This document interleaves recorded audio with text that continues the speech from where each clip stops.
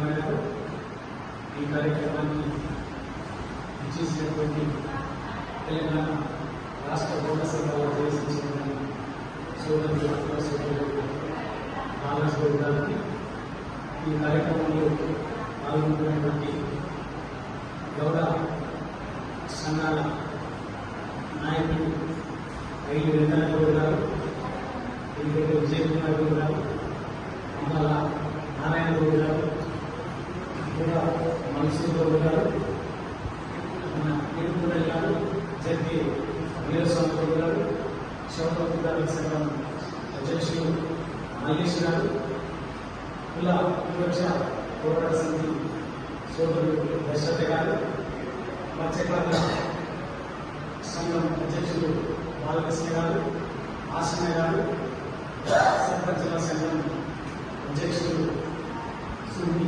యాదయ్య గౌడ్ గారు, పల్లిగూడ కార్మిక సంఘం ప్రధాన కార్యదర్శి బెల్లంగూడ వెంకటేశ్వర గారు, ఈ సమావేశంలో పాల్గొంటున్నటువంటి జర్నలిస్టులందరికీ పేరు పేరున నమస్కారం. నిజంగా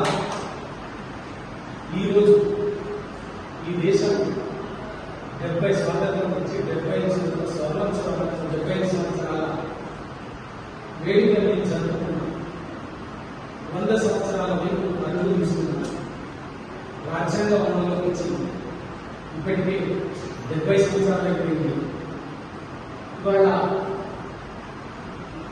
రాష్ట్రంలో రాజ్యాంగం అమలు దేశంలో రాజ్యాంగబద్ధమైనటువంటి వ్యవస్థలు, కమిటీలు అన్నీ ఉండగా ఇదేదో సంబంధం లేకుండా వీళ్ళేదో గ్రామ అభివృద్ధికి ఏదో దత్తత తీసుకున్నట్టుగా, లేకపోతే వీళ్ళకి బాధ్యత తీసుకున్నట్టుగా, గుర్తత తీసుకున్నట్టుగా గ్రామ అభివృద్ధి కమిటీల పేరు మీద కేవలం కొన్ని వర్గాల అరాచకాలని, పెత్తనాన్ని కొనసాగించడానికి చేసే దుర్మార్గం మాత్రమే తప్ప ఏం లేదు. ఎందుకు అంటే ఎవరైనా మీకు తెలుసుకున్నారా? ఏది మీ గ్రామ అభివృద్ధి కమిటీలు కాదు.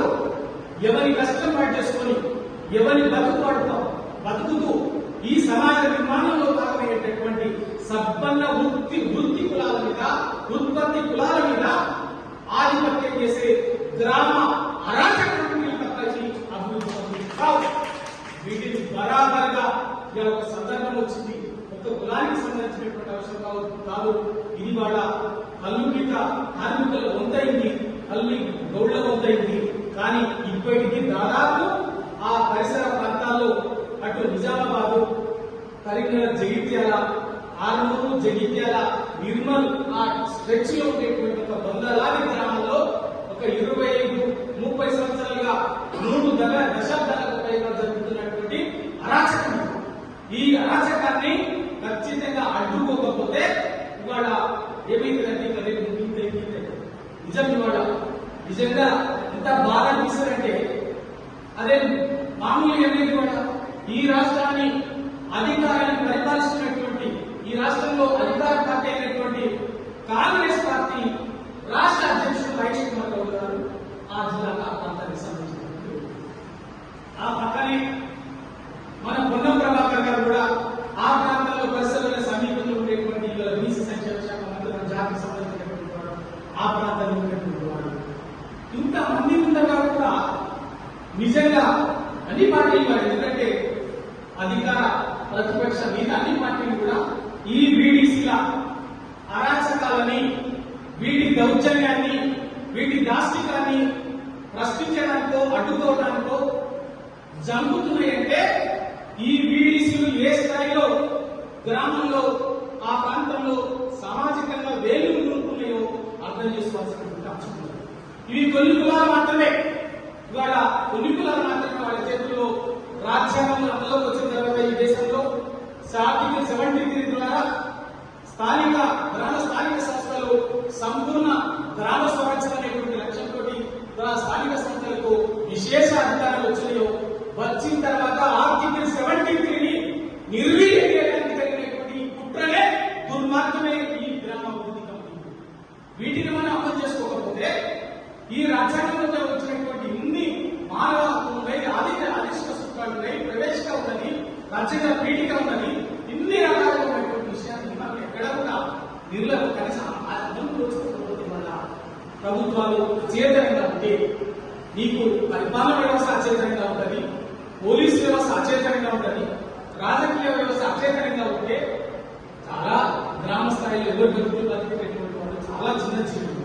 వాళ్ళు నిజంగా దీన్ని ధిక్కరించి ఎదిరించి నిలబడడానికి ధైర్యం ఎక్కడి నుంచి వస్తుంది?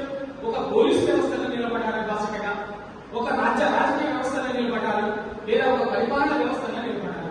ఈ వ్యవస్థలన్నీ కూడా చేతులు చేసిన తర్వాత వాళ్ళు నిలబడాల్సింది వాళ్ళు ఎక్కడ ధైర్యం చేస్తారు?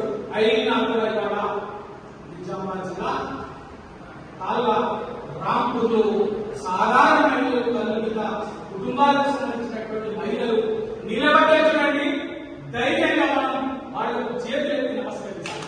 ఈ అరాచకాలను నిజంగా మొట్టమొదటిగా వాళ్ళ బయట సమాజానికి ఎలుగెత్తి చాటినటువంటిది మొట్టమొదటి సంఘటన మహిళలు కూడా ధైర్యంగా.